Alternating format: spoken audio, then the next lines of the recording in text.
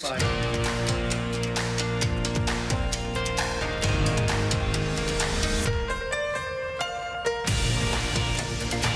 afternoon, everyone, and welcome to News 3 Now live at 4. It's Friday. Yay! Danica Lewis.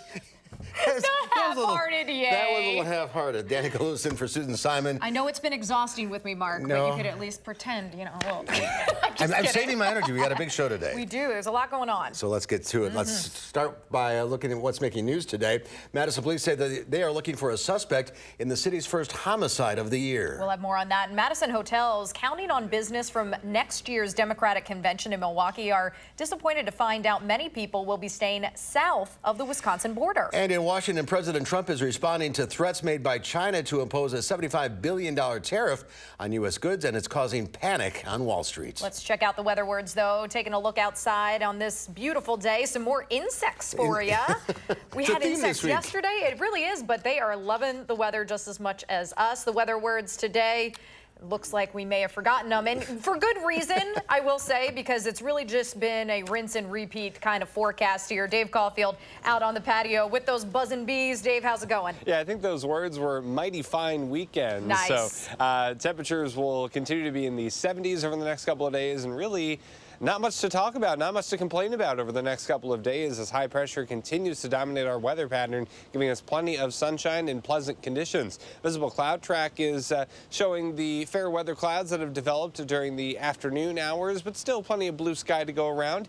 In Madison on the WISC-TV Skycam, temperatures are in the lower to middle 70s across southern Wisconsin, 74 in Madison, 75 in Janesville, 68 in Waukesha, 71 in Milwaukee, and 75 in Prairie du Chien. Dew points very comfortable in the mid to some upper 50s, so that's starting to become a little bit more noticeable across places like Platteville and Mineral Point, but still not bad for this time of year. Temperatures will fall through the 70s and 60s this evening, falling to near 60 degrees by 10 p.m.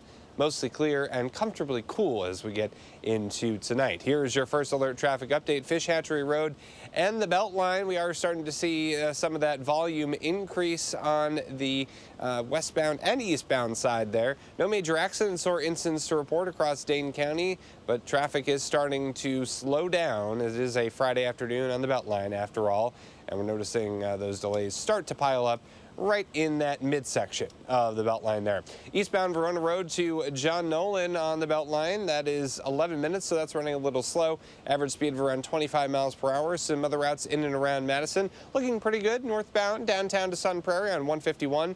That'll cost you 16 minutes right now with an average speed of around 35 miles per hour. That's your first alert traffic update. We'll talk about when rain and thunderstorm chances return in your first alert forecast in just a few minutes. And a really beautiful weekend at that. Thank you, Dave. It's gonna be fun. We have breaking news to tell you about just into the Channel 3000 Alert Center. Columbia County officials say they have arrested a group of minors for stealing a car from Dane County. News 3 Now's Amanda Quintana is live with what we know. Amanda? I'll listen and tell you. Just south of Portage, and a tow truck and the rest of the law enforcement agencies here just took off. This chase ended just before 3 o'clock. Dane County told Columbia County that there was a car full of juveniles. The car was stolen from Madison and it was headed this way toward Portage. So Columbia County, because they knew that the car was on its way, they had time to set up. And they tell me that this is very rare that they have that kind of time to set up. They set up strips here. They had people behind the cars, unmarked cars behind them, following them, and they were going really fast. The speeds got up to 90 miles an hour. Luckily, this chase, once the lights turned on for those law enforcement agencies, the chase didn't last very long. It was only about 2 miles, so that was some good news, and the car did end up pulling over on its own. So it was full of juveniles. That car, again, stolen from Madison, found here just south of Portage. An ongoing problem here, and the problem reaching Columbia County. Amanda Quintana reporting live for us. Thanks, Amanda. And more breaking news this afternoon. The Beaver Dam School District says the middle school gym is a total loss after a drunken driver drove a car into the building yesterday. Cleanup is underway as they say the damage is more complex than previously thought. However, officials say they still plan to open by September 3rd. That's when school starts. Police in Madison are looking for clues that may give them a lead on a person who killed a 30-year-old woman on Madison's east side early this morning. Officers found the body on the 3000 block of Darbo Drive, just across the street from the Salvation Army, and that is where we find Jamie Perez this afternoon, who has the latest details on this investigation. Jamie? Well, this area where we're standing at right now was actually taped off a little bit earlier, part of that crime scene where that woman's body was found. Right here in this field actually is where the woman's body was found by her friends, who say that she left the apartment that she was at around 4 o'clock in the morning and she didn't return. So they went out to look for her and they did find her here in this field. Now, a little bit earlier today, police had their K9 crews out here scouting out the fields, looking for any clues that might give them a lead on who the suspect is. Once the field was cleared, crews moved on to searching the creek that's just beyond the field here where this woman was found. Police say when her friends went looking for her and found her body, they started performing life-saving measures on her before police arrived. But right now, they still don't know who they're looking for and are asking people to remain cautious around the area because whoever killed her is still out there. At this point, we don't know whether or not she knew the person who killed her, and so there is some danger to the community right now. I don't think we can discount that.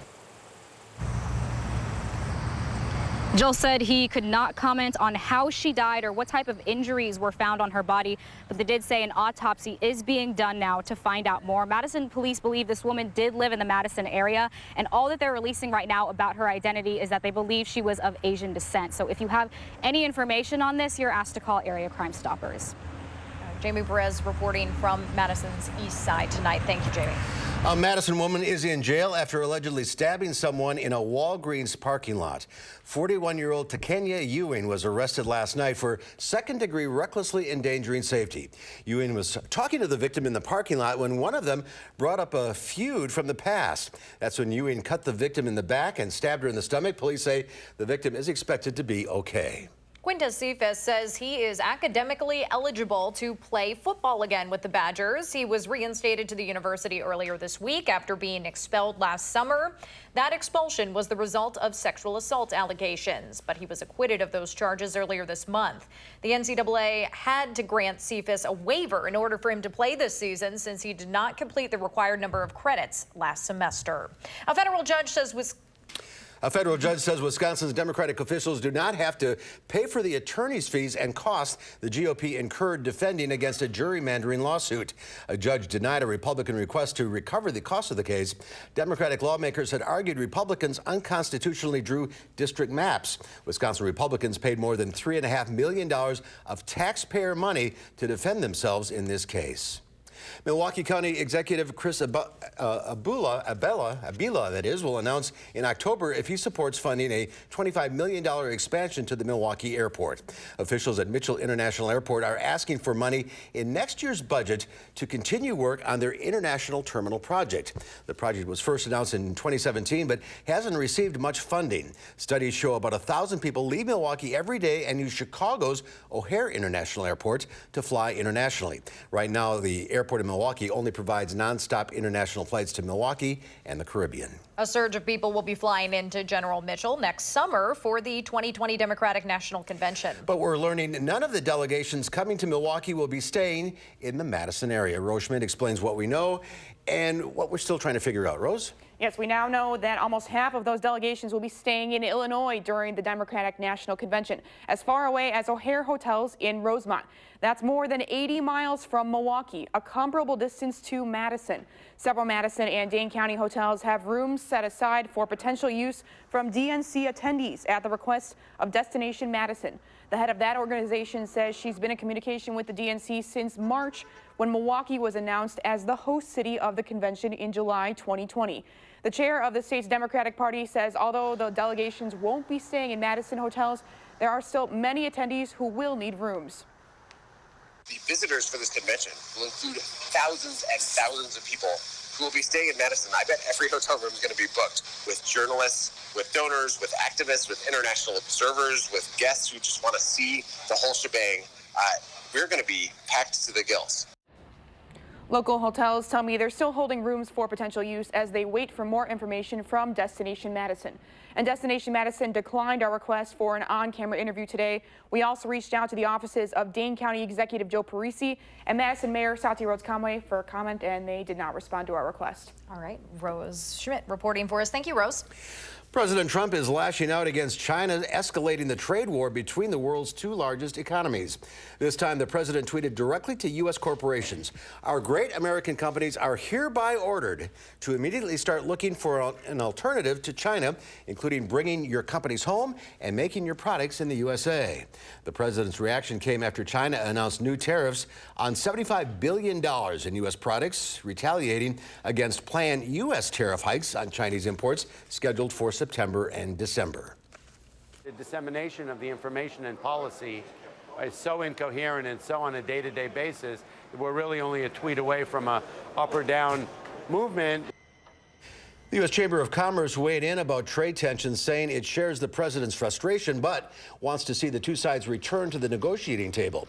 The president also had harsh words for Fed Chair Jerome Powell after he suggested the president's trade war with China is contributing to the global economic slowdown. Conservative billionaire David Koch has died. His brother Charles, the CEO of the family's industrial conglomerate, Koch Industries, announced the death today. David Koch retired from the company and the Koch political operations in 2018, citing health reasons.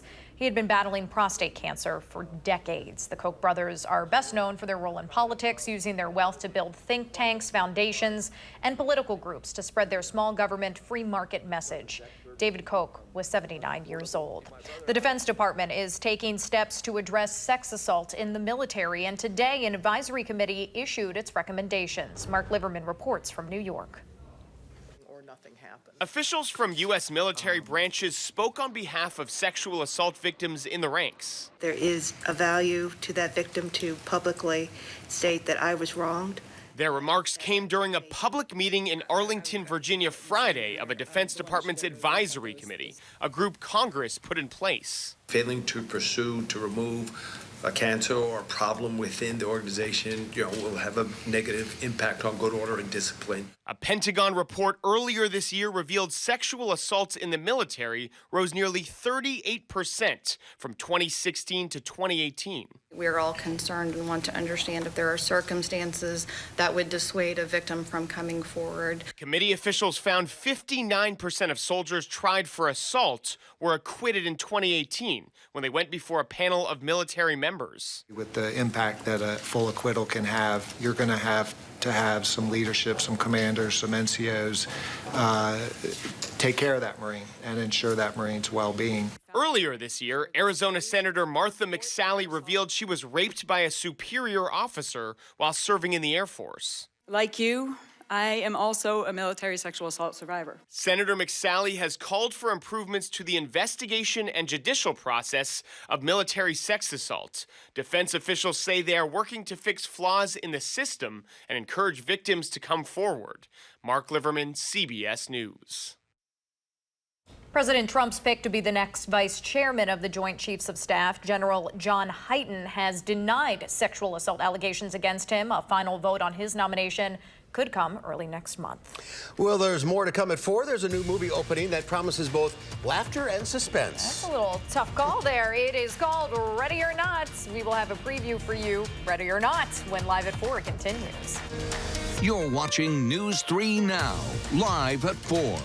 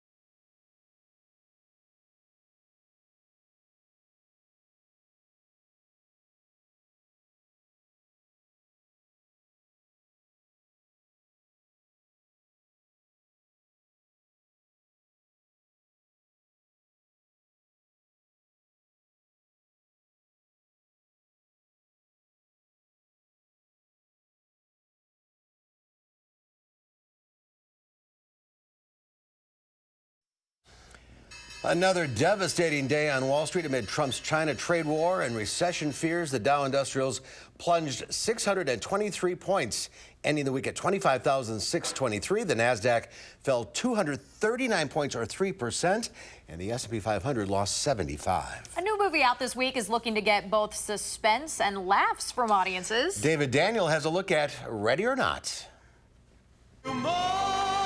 There's just one more thing, and then you are officially part of the family. Samara Weaving's wedding night takes a bizarre turn in Ready or Not. A game. What game? Hide and seek? Are we really gonna play that? Oh, yes, and her new in-laws are playing for keeps. Sweetheart. You shot the maid. Does she look like she's wearing a giant white wedding dress? It was a perfect marriage of thriller and comedy and horror, and the directors really pulled it off, and we had an amazing cast to be a part of it, and all the pieces fell into place. It was a riot to do with these people. Andy McDowell, Samara Weaving, Mark O'Brien. It's scary to think that everybody was perfectly cast because of the role I play. But I had a lot of fun playing this type of role because I've played so many sweet characters, and I'm not sweet. She's in the study! The originality of the script was a big draw for the directors and cast. I mean, honestly, it's a dream come true because it truly is. It's like that's what we want when we go to movies, and we don't get that much anymore. This is something you don't know what's going to happen. You don't know who the characters are, and you can't believe that they're definitely going to live at the end.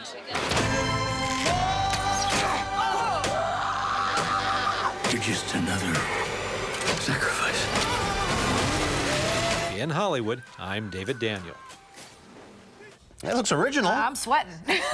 Holy smokes. Will Loper will have a review for us Monday here in Live at 4. And there's more to come today at 4, including a preview of what's to come on CBS Sunday Morning. Then tonight at 5, we are following developments in Richland Center where a special prosecutor will lead an investigation into that city's police chief.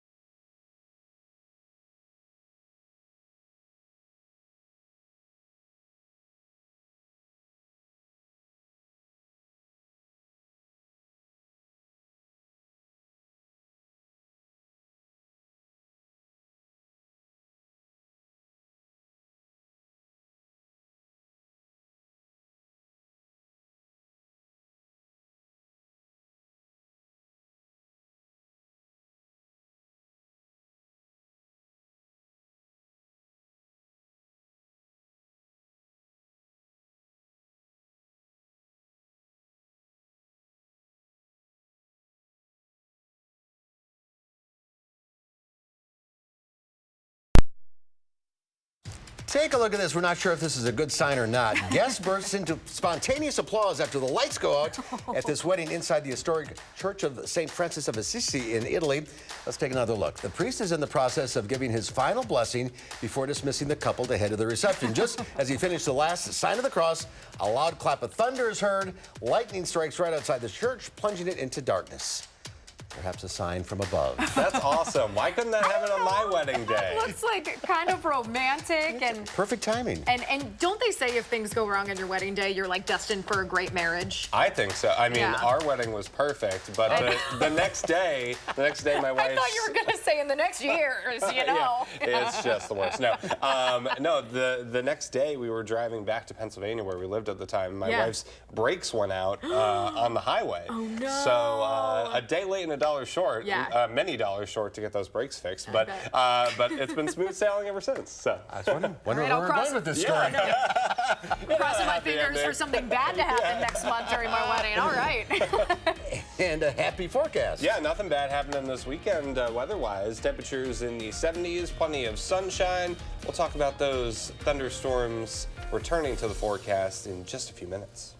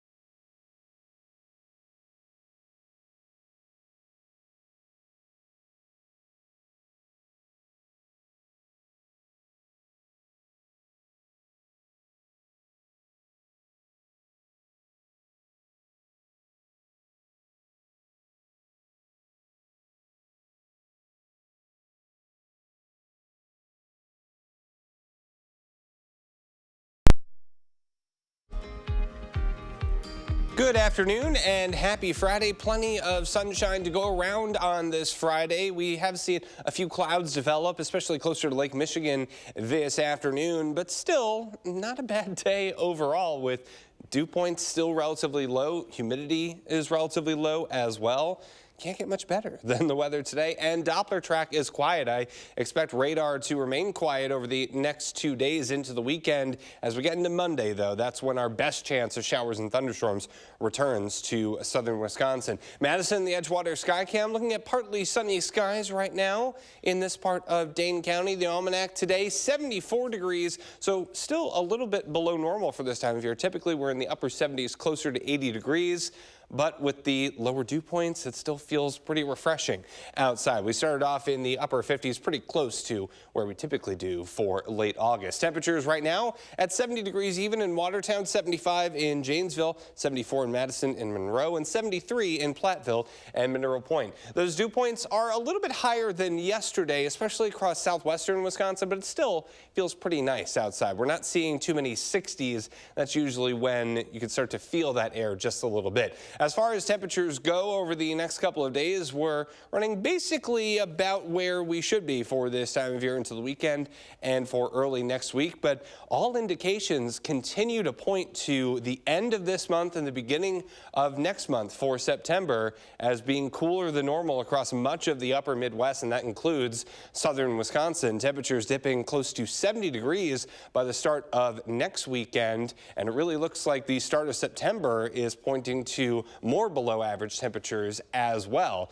Pretty good indication that that cooler air mass will be continuing to hold its own as we enter the 9th month of the year in just about a week or so now. Temperatures dipping into the lower to middle 50s for tonight, becoming mostly clear, so we'll lose that cloud cover that we gained this afternoon. Comfortably cool, not comfortably numb like Pink Floyd.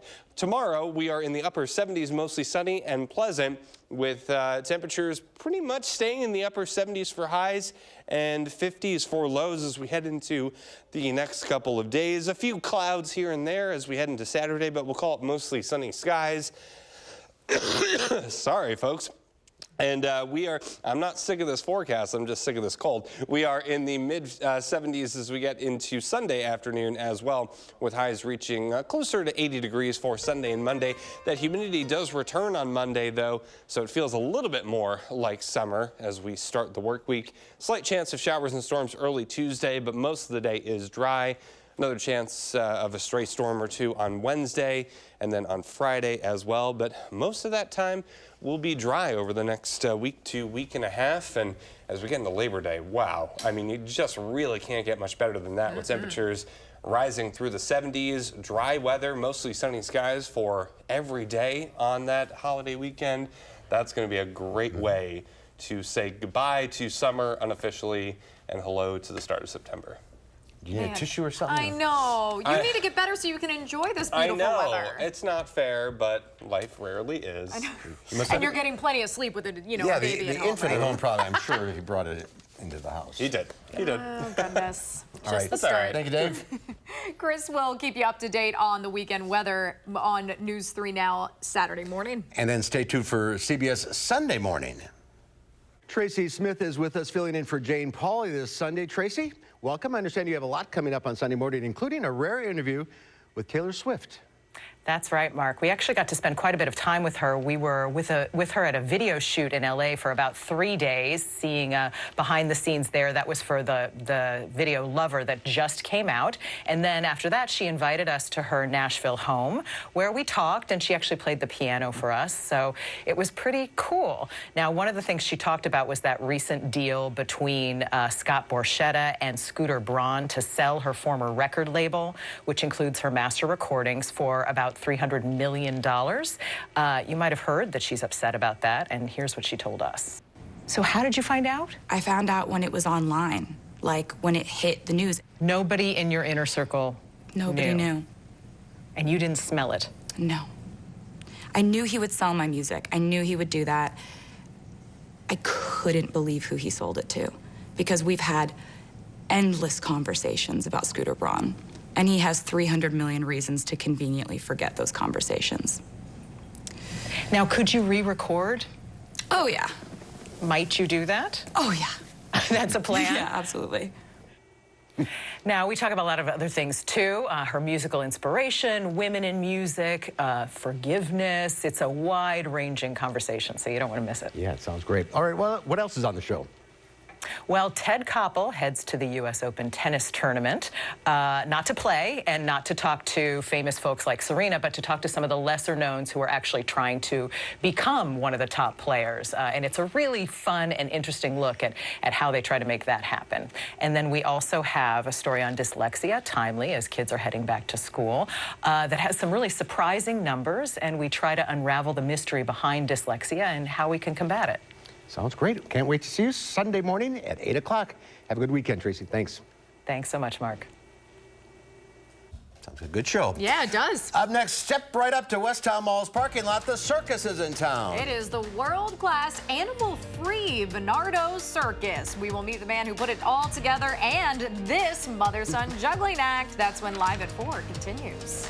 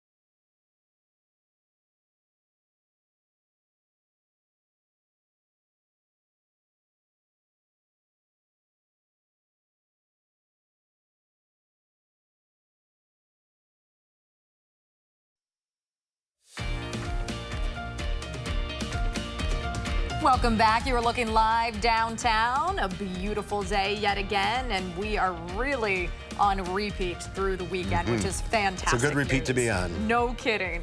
So speaking of being out in good weather, there's a show in town that's putting up the big top in a pretty unique way. One man made that a reality by creating his own circus, and it shows all this weekend and next at the West Town Mall. Joining us now is Kevin Bernardo's, founder of the ringmaster of the Bernardo's Circus. Welcome to Live Before. Welcome to Madison. Thank you for having me. Pleasure to be here. So how did this all come about? Yeah.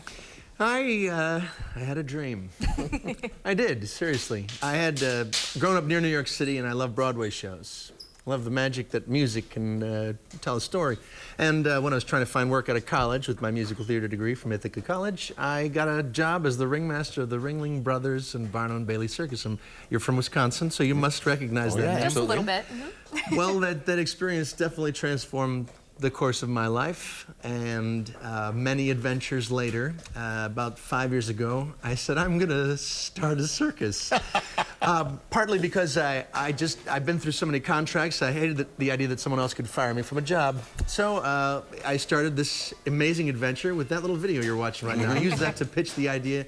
I did some fairs to begin, so we were a tiny outdoor fair attraction, and now, 2019, We have a beautiful tent. It's very theatrical, intimate environment, and a 45-week tour all across the United States of America, which is, that's been an incredible journey to get there.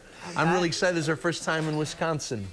Excellent. We're excited to have you here. Try some cheese curds for sure before you leave. You're not the first person to send that to me. I bet. So what can people expect? Because there are some different things about your circus compared to maybe some that families have gone to before. This is an all-human-powered circus, and no animals. There are no animals. I think you can have an incredible experience, a circus, and there don't happen to be any animals. I love tradition, but I also want to be a part of the future of circus in America. This show is, it's about, well, it's a Broadway-style production numbers. This is my... who are we looking at here?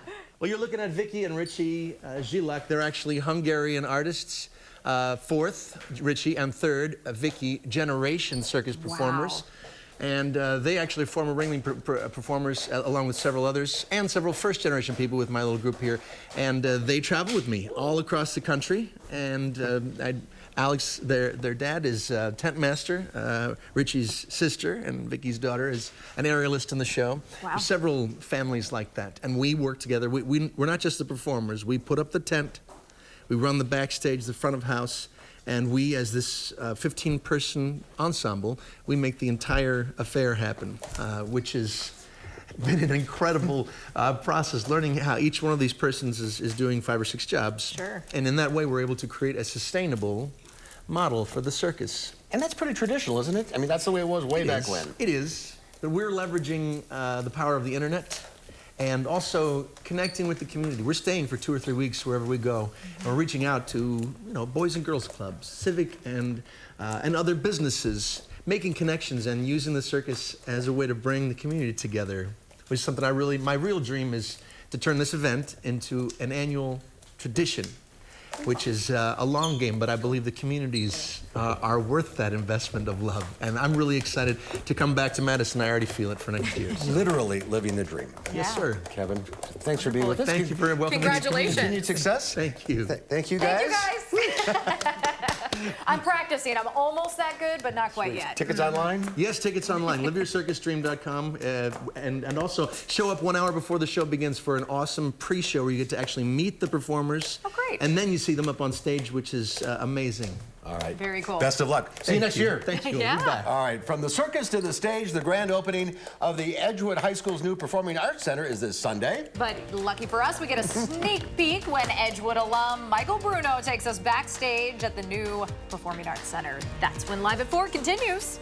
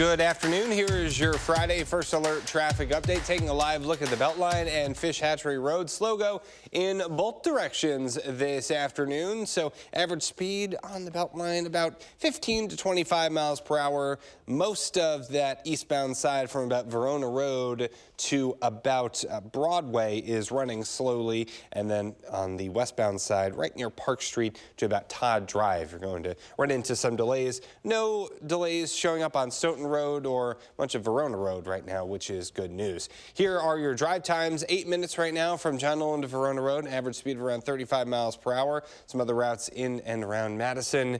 The entirety of the Beltline eastbound, that'll cost you 22 minutes from University Ave to the interstate, an average speed of around 40 miles per hour. That's your First Alert traffic update.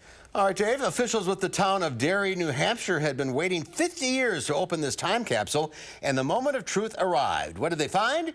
3, 2, 1. A big old nothing burger.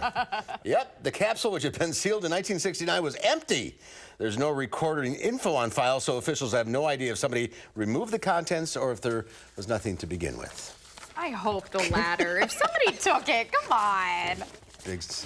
Big unveiling. Was Geraldo there? Yeah. After breaking ground in June of last year, Edgewood High School's new Performing Arts Center will have its grand opening this Sunday. The $9.2 million facility houses new music classrooms and performance areas, and our Michael Bruno himself, an Edgewood grad, takes us on a sneak peek backstage. We're standing outside my alma mater, Edgewood High School, and the brand new, beautiful Performing Arts Center, which is named after my wonderful friend and my first teacher here at Edgewood, Dennis McKinley. Dennis, how can we even imagine that this would happen in our lifetimes? Well, 50 years ago this fall, you walked into my classroom for the first time, the choir room in the old part of the building. And here we are, 50 years later, with a brand new facility. I never thought it would happen in my lifetime. And what's it like having it named for you? That's got to be an incredible honor, Dennis. It is. It's overwhelming. I've spent a lot of time during this summer just thinking this through and trying to digest it. It didn't really become a reality till this morning when we had our first all-school mass in the facility, and all of a sudden it's real. We're using it. It's happening. Okay, so let's go inside and see the inside of this beautiful facility. Be my guest. Come in and enjoy. Thanks, Dennis. And I'm here with the theater director, Shannon Coltrane. So Shannon, tell me about this beautiful facility. It's pretty spectacular, isn't it? It holds 465 seats, which is a big improvement. We've been able to keep some of the previous seat sides from the old space, which is a lovely nod to the special, ancient sort of lineage that we've got here. And it's really spectacular, outfitted and absolutely state-of-the-art. We also have the state-of-the-art sound panels throughout the whole theater, including above the stage for excellent sound production, reflection, all of that kind of thing. The acoustics have all been tested, and it just sounds absolutely beautiful in here when there's music. Why don't we open the curtains and actually go on backstage? Wow, this is really something. Isn't this lovely? Really, really beautiful, beautiful space. It is. It's absolutely lovely. There's catwalks throughout, as well as four full travelers, including the main, and legs. It's just absolutely equipped with everything that we could possibly need. It's wonderful. You have a wonderful scene shop, and you have dressing rooms, everything, all in the same building right off the stage. All right off the stage. Absolute access off the wings, and very large wings, which is also very, very convenient for the risers and the band shell and everything else that could be going on. And now here we are with Carrie Backman in the beautiful brand new band room. How long have you been waiting for this? Since I was born, probably. So I grew up at Edgewood and came back to teach here, and we've lived in the basement of the high school since I believe it's the late 1960s. And it's been, you know, a plan and a dream of all of ours, and the finale to our program is A Million Dreams, because we felt it was just appropriate because we're living a dream. And so we've all just been waiting for this as a school for just a really long time. A little different since you roamed the halls of Edgewood. A little different, yeah. It's still hard for me to believe that 50 years ago I was a freshman in that school. It's amazing, but beautiful job they've done with that new Performing Arts Center. Yeah, fancy schmancy. The lobby looks really nice. Yeah, it's gorgeous because it overlooks all that beautiful tree-lined front of Monroe Street, and it's really, really beautifully done. And to see your old teacher again? Yeah, Dennis. I'm my first band teacher. Yeah, So wonderfully cool. conducted all the musicals there. Yeah. Is there something they were most excited about hosting there right off the bat, or are they just ready to I think rock and roll? just having that beautiful building, and in the old days, the orchestra room and the band room and the choir room were way down in the bowels, Yeah. like below level where the swimming pool was. They would have to lug all that up with no elevator and bring it into that old theater. And there was no orchestra pit, so the first 4 rows, they had to pull out the old seats and cover them. Yeah, it was pretty ancient. We had real candles as the footlights. All right, you're not that old. Uphill both ways. People, you can check it out for yourself. The grand opening of the Performing Arts Center this Sunday from 11 to 3. Of course, it's at Edgewood, which is on Monroe Street. Next week? Next week, I have to it's the Arts Career Exploration Spotlight. That's ACES at the Overture Center. Brought the Overture look at I am old. The Overture. This is only an hour show. Overture Equity Innovation Department. There it is. Yes, it is. There we go. Can't wait. When are we doing again? Juggling and We'll be right back.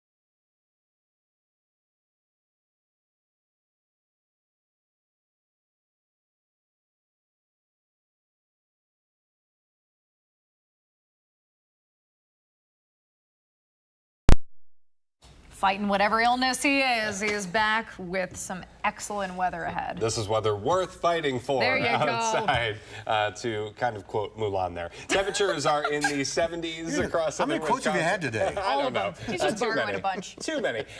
Cold medicine, folks. 74 in Madison, 73 in Janesville, and 71 in Monroe. A little bit warmer and a little bit more humid across southwestern Wisconsin, but still feeling very, very nice. We'll call it partly sunny skies in Madison. Still plenty of blue skies, though, on the WISC-TV Skycam. Tonight will be mostly clear and comfortably cool with temperatures in the lower to middle 50s. We're in the mid 70s once again tomorrow with mostly sunny skies. This nice weather just keeps on going. Wow. Good sleeping weather, as Graham used to say. All right, Dave, thank you. Monday here on Live Before, our Dr. Pastor is here, and he'll be answering your medical questions. And resident film critic Will Loper will tell us what he thinks of the movie Ready or Not. We'll be right back.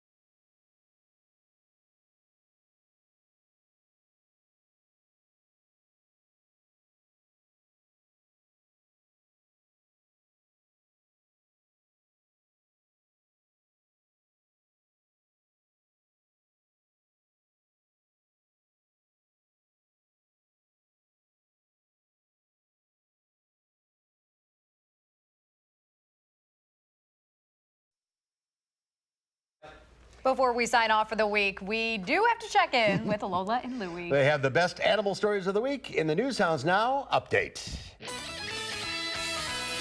It's News Hounds Now Update with Lola and Louie. This week on the News Hounds Now Update, not your average bear. How about a latte with your raccoon? And the Milwaukee Zoo's newest resident. But first, we head to the London Zoo. It's time for the annual weigh-in.